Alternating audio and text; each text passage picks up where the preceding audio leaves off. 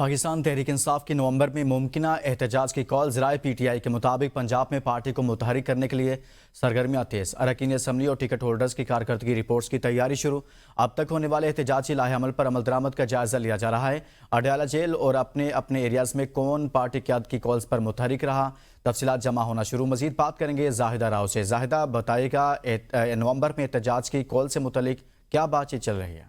جی بالکل، پاکستان تحریک انصاف نے احتجاج کی تیاریاں جو ہے شروع کر دی ہے۔ اس کا جو ہے ہمیں جو کے پی کے میں جلسوں کے ذریعے نظر آ رہا ہے کہ وہاں سے احتجاج کی موومنٹ کا آغاز کر دیا گیا۔ تو نومبر میں ممکنہ احتجاج کی کال ہے، یہ نہیں پتہ مقام کیا ہوگا، جگہ کیا ہوگی، لیکن پنجاب میں خاص طور پر جو ہے سرگرمیاں تیز کر دی گئی، کیونکہ پنجاب کو ہمیشہ ٹارگٹ کیا جاتا ہے کہ کے پی کے لوگ نکلتے ہیں، پنجاب کے لوگ نہیں نکلتے۔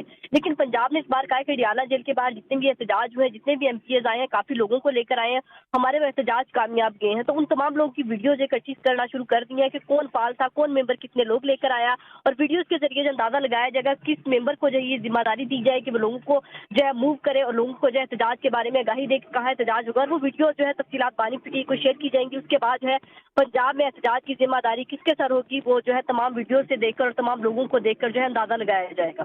بہت شکریہ زاہدہ راؤ۔